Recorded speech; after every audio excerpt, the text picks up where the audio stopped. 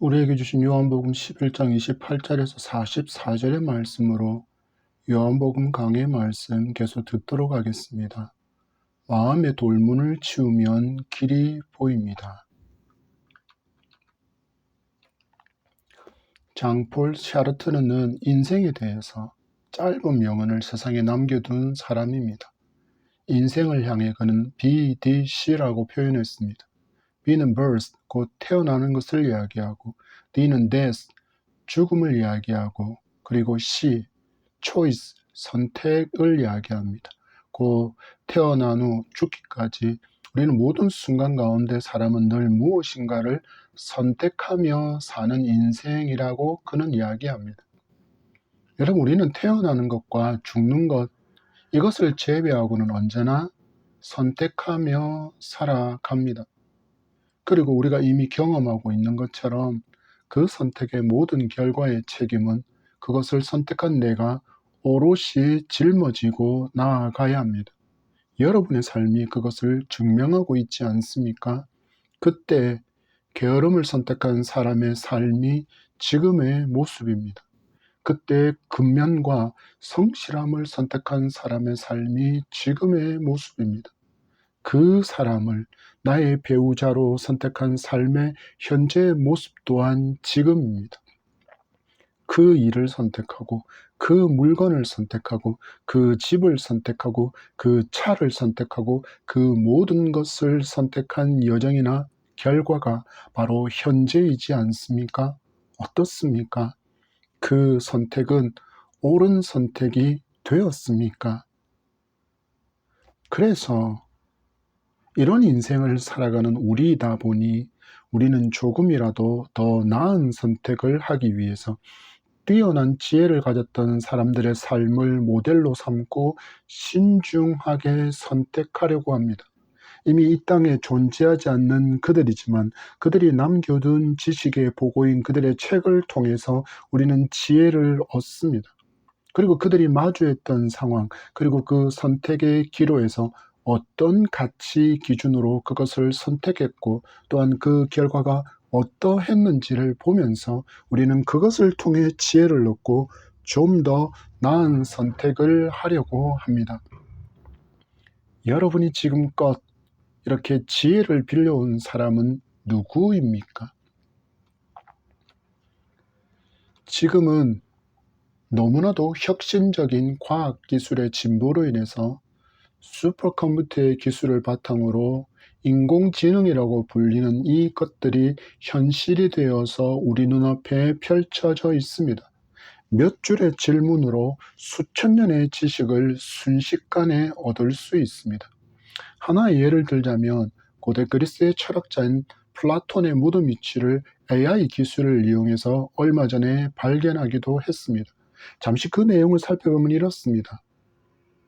그의 무덤 위치를 찾는 데 참고한 문서는 서기 79년 베수비오 화산 폭발 당시 화산재 속에 파묻혀 있던 고대 도시 헤르클라네움에서 1750년에 발견되었으며 이 발견된 두루마리의 숫자는 무려 1840개에 달했다고 합니다. 그러나 베수비오 화산이 폭발하면서 쏟아진 화산재의 뜨거운 그 열기로 인해서 두루마리는 말린 채로 딱딱한 숯덩어리처럼 굳어버려서 그 내용을 해독은커녕 부서질까봐 두루마리기를 펼치기도 어려웠다고 합니다.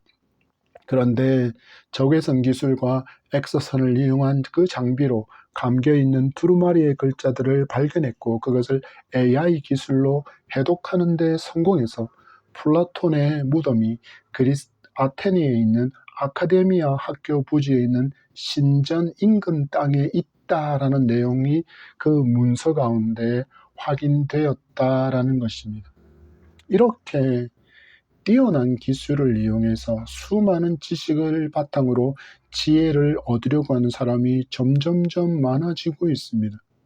과거에 현자라고 불렸던 사람들의 지혜를 따르고 최첨단의 AI 기술의 도움을 받는다고 할지라도 사람은 미래를 정확하게 예측하고 선택하는 것은 불가능합니다.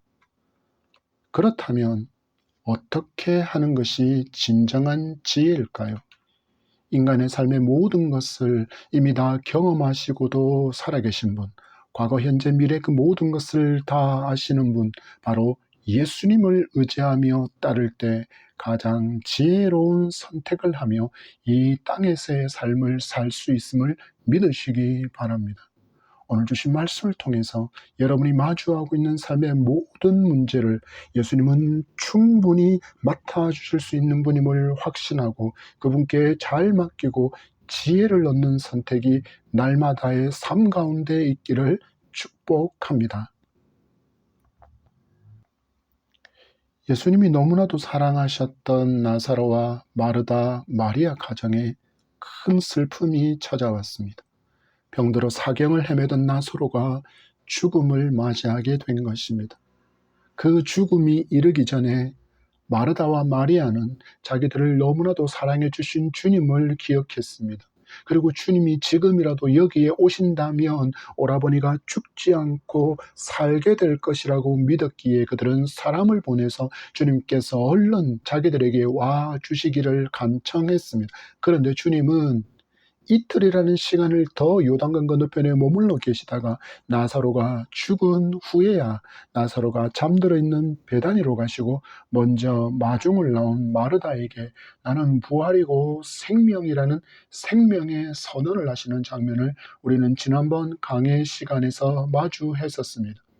우리는 계속해서 이어지는 말씀의 강해를 듣도록 하겠습니다. 주신 말씀 28절로 30절까지의 말씀입니다. 다 같은 목소리를 읽겠습니다. 시작. 이 말을 하고 돌아가서 가만히 그 자매 마리아를 불러 말하되 선생님이 오셔서 너를 부르신다 하니 마리아가 이 말을 듣고 급히 일어나 예수께 나아가매 예수는 아직 마을로 들어오지 아니하시고 마르다가 맞이했던 곳에 그대로 계시더라. 아멘. 주신 말씀 가운데 발견하게 되는 첫 번째 진리, 문제를 만나면 주님께 빨리 나아가라는 것입니다. 주님이 베다니에 오셨다는 소식을 듣고 언니인 마르다가 먼저 주님께 달려와서 주님으로부터 오라비 나사로의 살아날 것을 듣게 되었고 예수님은 당신이 부활이요 생명이니 나를 믿는 자는 죽어도 살겠고 무릇 살아서 나를 믿는 자는 영원히 죽지 아니하리니라는 생명의 복음을 듣게 되었습니다. 그리고 마르다는 이 주님을 향해 주는 그리스도시요 세상에 오시는 하나님의 아들이신 줄을 내가 믿나이라고 주님께 신앙 고백을 하는 장면이 우리가 지난 시간에 만났던 장면입니다. 그리고 그 후 가만히 동생 마리아에게로 가서 선생님이 오셔서 너를 부르신다라는 말을 전하게 됩니다. 마르다가 상갓집에 찾아온 많은 문상객들 사이에 있는 동생에게 가만히 말한 이유는 여전히 예수님을 반대하고 예수님을 죽이려고 하는 세력들이 그들 사이에 있었기 때문입니다. 이렇게 조용히 언니로부터 예수님이 오셨다는 소식을 들은 마리아의 반응과 그의 신앙을 보십시오. 29절과 32절의 말씀입니다. 시작. 마리아가 이 말을 듣고 급히 일어나 예수께 나아가매 마리아가 예수 계신 곳에 가서 배엎고 그 발 아래에 엎드려 이르되 주께서 여기 계셨더라면 내 오라버니가 죽지 아니하였겠나이다 하더라. 아멘. 여러분, 이 두 자매가 가진 예수님을 향한 믿음의 수준을 보십시오. 대단하지 않습니까? 그들은 분명히 죽을 병으로 사경을 헤매고 있는 오라비지만 주님이 여기에 계시면 오라비 나사로는 고침을 받을 수 있다는 확실한 믿음의 소유자였다는 것을 분명히 우리가 말씀을 통해 알 수 있습니다. 성도가 지금 마주한 문제가 마르다와 마리아가 마주한 상황과 비슷하여서 심각한 병으로 고통당하고 있는 분도 있을 것입니다.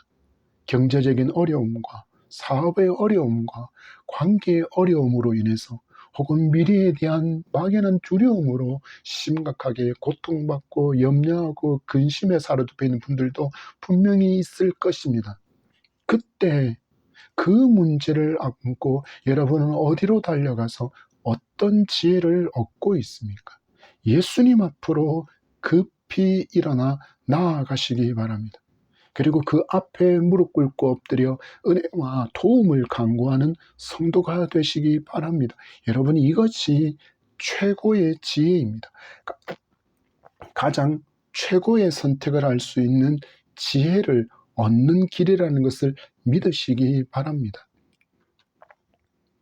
내가 가진 경험, 지식, 배경, 그리고 사람, 환경을 언제나 먼저 나의 도움으로 삼으려고 할 때가 우리는 너무나도 많지 않습니까?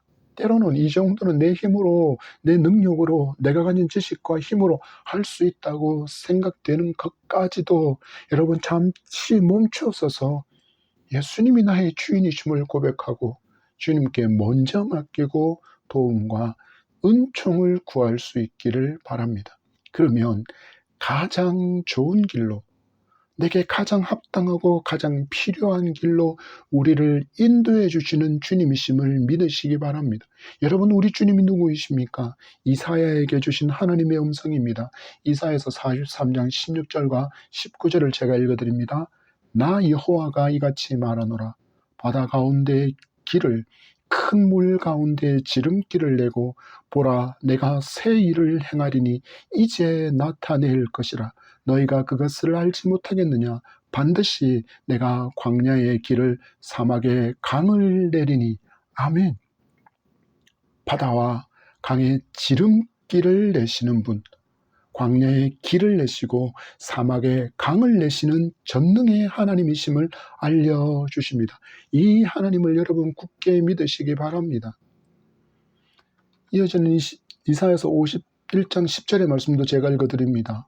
바다를, 넓고 깊은 물을 말리시고 바다 깊은 곳에 길을 내어 구속받은 자들을 건너게 하시니가 어찌 주가 아니시니까. 아멘. 여러분, 이 전능하신 하나님께 그 놀라움을 이사야가 고백하는 고백이 이사야서 51장 10절입니다. 바다를, 넓고 깊은 물을 말리시고 바다 깊은 곳에 길을 내어 구속받은 자들을 건너게 하시니가 어찌 주가 아니시니까. 아멘. 여러분, 홍해를 마른 땅으로, 요단강을 마른 땅으로 건너게 하신 전능의 주님이심을 고백하는 이 이사야의 입술의 고백이, 그 마음의 고백이 저와 여러분의 신앙 고백이기를 축복합니다. 당신의 자녀, 당신의 백성을 위해서 일하시는 전능의 하나님을 주목하시기 바랍니다. 이 하나님이신 예수님 앞으로 가장 먼저 문제를 안고 달려가는 지혜가 있기를 축복합니다. 그러면 여러분이 마주한 문제가 내가 어찌할 도리가 전혀 없는 불가능이라고 할지라도 가능으로 바꾸어 주시는 하나님의 전능을 마주하게 될 줄 믿습니다. 이를 위해서 우리는 예수님에 대한 바른 신앙이 있어야 합니다. 여러분, 베드로의 고백과 마르다의 고백이 저와 여러분의 예수 그리스도를 향한 신앙 고백 되기를 축복합니다. 마태복음 16장 16절입니다. 시몬 베드로가 대답하여 이르되 주는 그리스도시요 살아계신 하나님의 아들이시니이다. 요한복음 11장 27절입니다. 이르되 주여 그러하외다. 주는 그리스도시요 세상에 오시는 하나님의 아들이신 줄 내가 믿나이다. 내가 믿나이다. 여러분, 예수님이 나의 구주이심을, 예수님이 나의 주가 되심을, 그리고 예수님이 전능하신 하나님이심을 믿을 때 우리는 내 삶의 모든 문제를 가장 먼저 주님께 내어놓을 수 있고, 또한 그를 통해 가장 좋은 지혜와 길을 얻고 발견하게 될 줄 믿습니다. 주신 본문 32절에서 36절의 말씀입니다. 다 같이 시작. 마리아가 예수 계신 곳에 가서 배엎고 그 발 아래에 엎드려 이르되 주께서 여기 계셨더라면 내 오라버니가 죽지 아니하였겠나이다 하더라. 예수께서 그가 우는 것과 또 함께 온 유대인들이 우는 것을 보시고 심령에 비통히 여기시고 불쌍히 여기사 이르시되 그를 어디 두었느냐 이르되 주여 와서 보옵소서 하니 예수께서 눈물을 흘리시더라. 이에 유대인들이 말하되 보라 그를 얼마나 사랑하셨는가 하며 아멘. 우리가 두 번째 얻게 되는 교훈은 주님은 우리를 위해서 눈물 흘려주시는 주님이시라는 것입니다. 여러분, 우리는 요한이 누구를 위해서 이 요한복음을 기록했는가를 다시 한번 조명해 볼 필요가 있습니다. 바로 예수님을 믿기로 결단한 이방인 신자들을 위해서 기록된 성경이 바로 요한복음입니다. 이들은 당시 사상을 지배하고 있던 헬라 철학자들과 치열한 싸움을 벌이고 있었습니다. 헬라 철학자들은 주장했습니다. 구원이란 특별한 지식을 통해서 오며 예수님은 신성을 가진 존재이지만 진정한 인간은 아니야 라고 그들은 잘못 가르치고 있었기 때문입니다.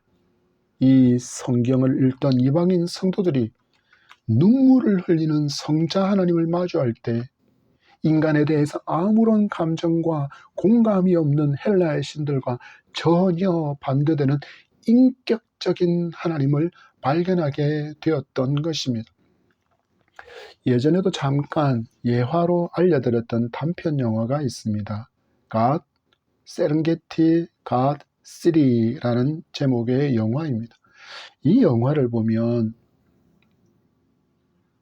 인간을 창조한 후에 인간이 행복하게 지내는 것을 좀처럼 참지 못하는 그런 신이 등장합니다.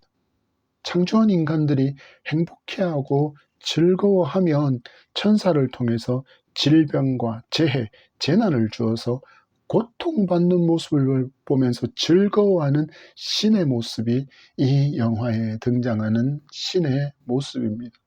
여러분, 우리 예수님은 전혀 이런 신이 아닙니다. 우리 예수님은 이런 하나님이 아니십니다. 우리와 함께 아파해 주시고 우리를 위해서 울어주시는 분이십니다. 이미 우리가 겪어야 할 인생의 모든 것, 심지어 죽음까지도 다 경험하신 분이 우리와 함께 울어주십니다.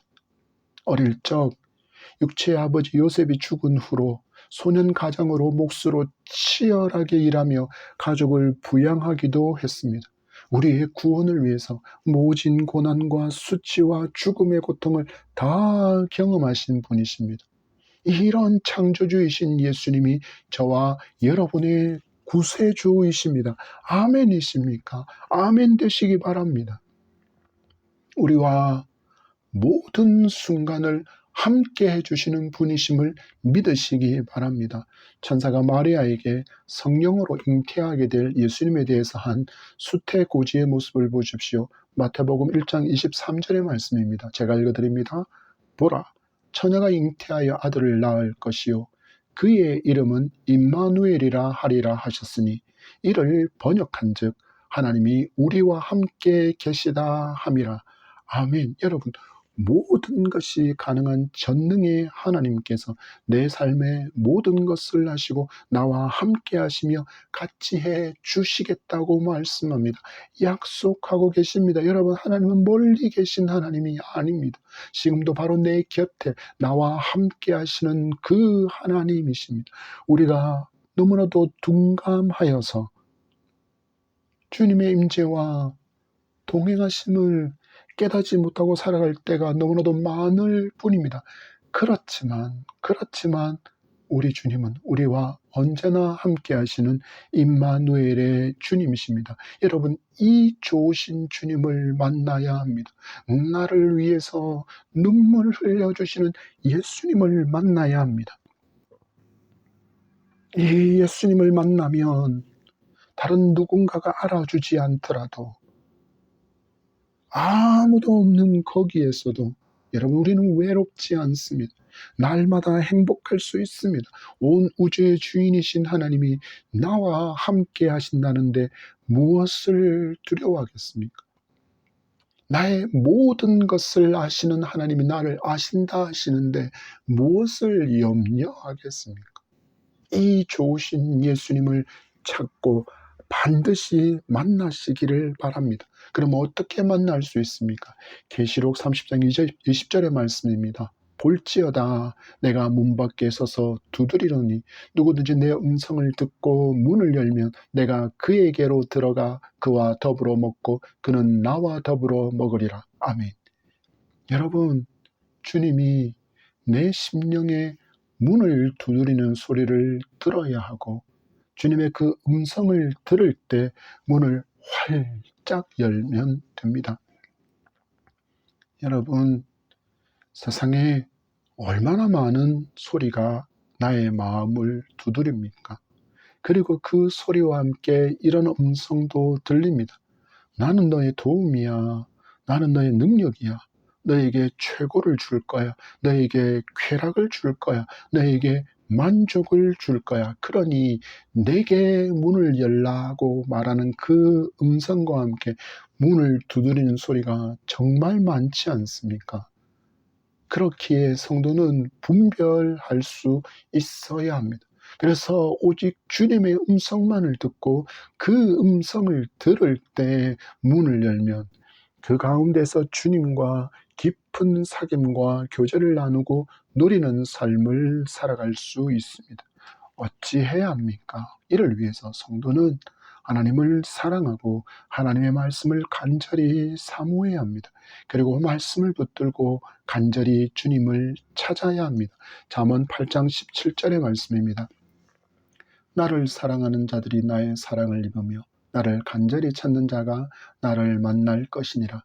시편 42편 1절과 8절입니다.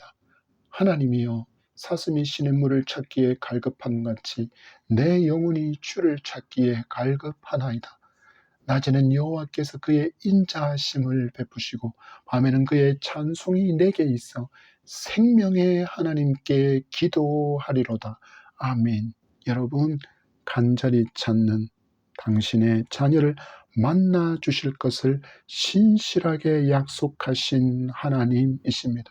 우리가 죄인 되었을 때, 그때에도, 원수이었던 그때에도 하나님은 주님을 먼저 우리에게 보내주시고 우리의 모든 죄값을 십자가로 대속하게 하신, 언제나 우리를 먼저 찾아오시는 주님이십니다. 내 마음에 노크를 하시고 그의 음성을 들려주시며 마음을 열기를 기다리시는 그분이십니다.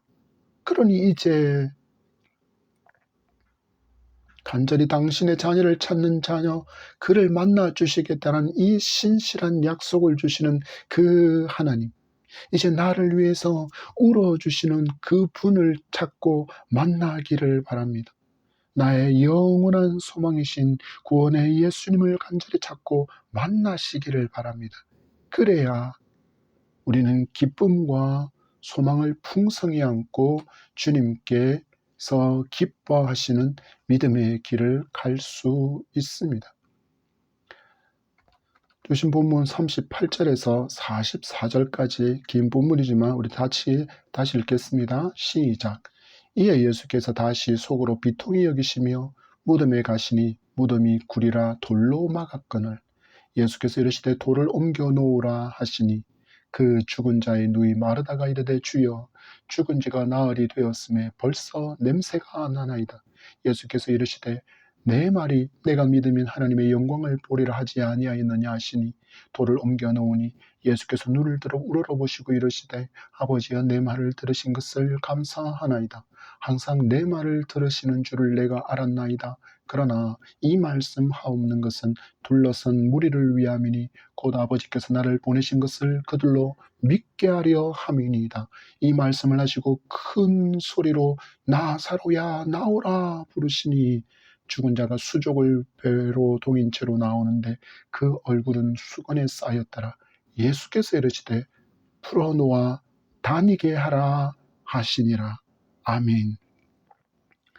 우리가 본문을 통해서 얻게 되는 세 번째 교훈은 사망도 생명의 주님을 만나면 생명이 된다라는 것입니다.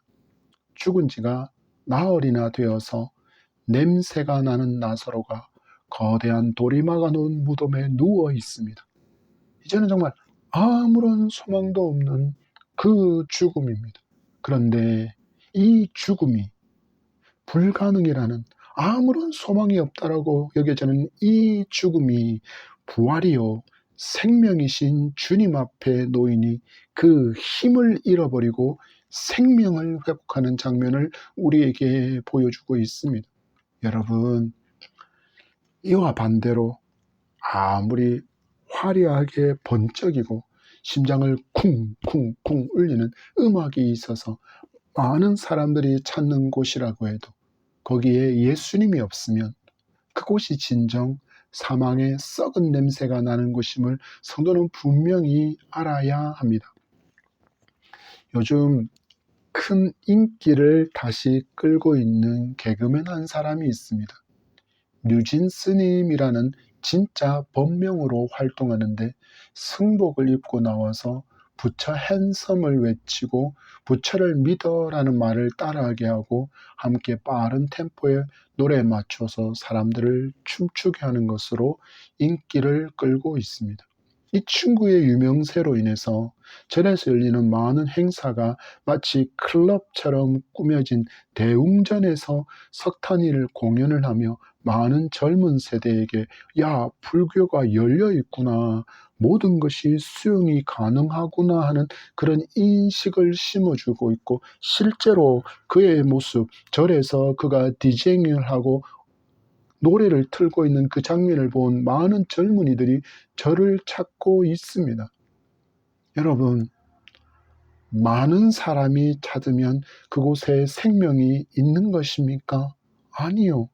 아무리 많은 사람이 모이고 흥겨움이 있고 웃음이 있다고 해도 거기에는 참 생명이 없습니다. 죽음의 냄새만이 가득할 뿐입니다. 이들뿐 아니라 여러분, 교회는 다니지만 인격적으로 예수님을 만나지 못한 사람은 이 행복을, 이 즐거움과 기쁨과 감격을 누리지 못하고 살고 있는 것입니다. 여러분, 어찌해야 합니까? 어찌해야 합니까? 가로막고 있는 돌을 치우기 바랍니다.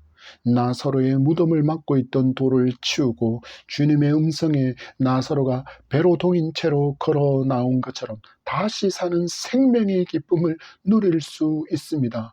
가로막고 있는 돌을 치우시기 바랍니다. 그 마음의 돌을 치우고 주님의 음성을 들으시기 바랍니다. 11장 40절의 말씀입니다. 예수께서 이르시되 내 말이 내가 믿으면 하나님의 영광을 보리라 하지 아니하였느냐 하시니, 주님의 말씀을 보십시오. 내가 믿으면 하나님의 영광을 보리라. 내가 믿으면 하나님의 영광을 보리라.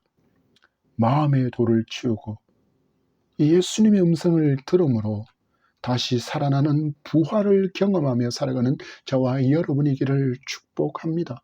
그러면 죽음도 생명으로 변하는 역사를 경험하게 됩니다. 묶인 것에서 참 자유를 얻는 풀어놓음의 기쁨도 경험할 수 있습니다. 여러분 앞에 놓인 삶의 문제가 죽음과 같은 절망입니까? 외로움입니까? 눈물의 시간입니까? 인내의 기다림입니까? 주님께서 그 문제를 만지실 수 있도록 여러분의 마음의 돌을 옮겨 놓으시기를 바랍니다. 주님께 그 막힌 문을 활짝 열어드리시기 바랍니다. 그러면 생명을 경험할 수 있습니다. 42절의 말씀입니다. 다시 같이 읽겠습니다. 시작. 항상 내 말을 들으시는 줄을 내가 알았나이다. 그러나 이 말씀을 하옵는 것은 둘러선 무리를 위함이니 곧 아버지께서 나를 보내신 것을 그들로 믿게 하려 함이니이다. 아멘. 여러분, 베드로의 고백, 마르다의 고백이 저와 여러분의 고백되기를, 그래서 예수님이 나의 구원자이심을 믿고 하나님의 아들이심을 믿고 그리고 하나님의 말씀을 믿어야 합니다. 이것을 위해서 성경이 우리에게 있는 것입니다. 여러분, 혹시 여러분들 중에 말씀을 지금 들으면서도 여전히 이런 마음을 가진 분은 계시지 않습니까? 37절입니다. 다 같이 읽습니다. 시작. 그중 어떤 이는 말하되 맹인의 눈을 뜨게 한 이 사람이 그 사람은 죽지 않게 할 수 없었더냐 하더라. 이게 무슨 말씀일까요? 여러분, 더 특별한 것, 더 놀라운 것, 더 큰 것이 있어야 예수님 믿을래. 내가 요구하고 내가 필요로 하는 그것이 딱 하고 내 눈앞에 펼쳐지는 그 성취를 보게 되면 난 그때 예수님 믿을래. 여러분, 이 마음의 돌까지도 굴려 놓으시기 바랍니다. 그래야 주님을 만날 수 있습니다. 그래야 놀라운 주님의 역사를 경험할 수 있습니다. 죽음도 생명으로 바꾸시는 예수님을 만나고 늘 동행하는 참된 감격과 기쁨의 삶을 살아가는 저와 여러분이기를 축복합니다. 그리고 이 놀라움을 마음껏 여러분의 주변으로 흘려보낼 수 있는 풍성한 누림이 여러분에게 있기를 축복합니다. 우리가 받은 은혜의 목적이 바로 생명을 살리는 사명을 잘 감당하는 데 있기 때문입니다. 말씀을 맺습니다. 여러분, 빛의 힘은 너무나도 놀랍고 강력하지 않습니까? 아무리 작은 빛이라 해도 이내 어둠이 물러가 버립니다. 얼어붙은 땅도 녹입니다. 죽은 것 같은 그 나무에도 생명이 움트게 됩니다. 여러분, 빛이신 주님께, 빛이신 예수님께 여러분의 모든 것을 안고 가장 먼저 달려가 그 앞에 지혜를 구하고 또한 주신 지혜를 실천하는 순종의 사람이기를 소망합니다. 그리고 나를 위해서 눈물 흘려주시는 주님께서 나의 구주이심을 믿고 참된 위로를 얻는 저와 여러분이기를 소망합니다. 세상이 주는 일시적인 위로와 기쁨, 소망도 어떤 위기와 원망의 상황을 만나게 되면 순식간에 마치 아침 이슬처럼 말라버리고 사라지지만 여러분, 우리 주님이 주시는 위로는 영원하기에 반석이신 예수님 위에 깊은 신앙의 뿌리를 내리고 소망과 기쁨과 위로를 늘 누리며 살아가는 저와 여러분이기를 축복합니다. 죽음도 주님을 만나면 생명이 됨을 말씀으로 발견하셨으니 믿음으로 붙드시고 마음의 돌을 옮겨놓고 예수님을 나의 구주로 영접하고 말씀을 아멘으로 화답할 수 있게 되기를 축복합니다. 그러면 죽음과 같은 그 모든 것이 생명으로 바뀌는 생명의 역사를 마주할 수 있게 될 것을 믿으시기 바랍니다. 우리 주신 말씀 굳게 붙들고 오늘의 삶을 믿음으로 예수님께 온전히 맡기기를 선택하는 지혜가 있기를 소망합니다. 또한 그 지혜에 따라서 인도함을 받는 삶으로 참된 만족과 기쁨을 누리는 저와 여러분이기를 축복합니다.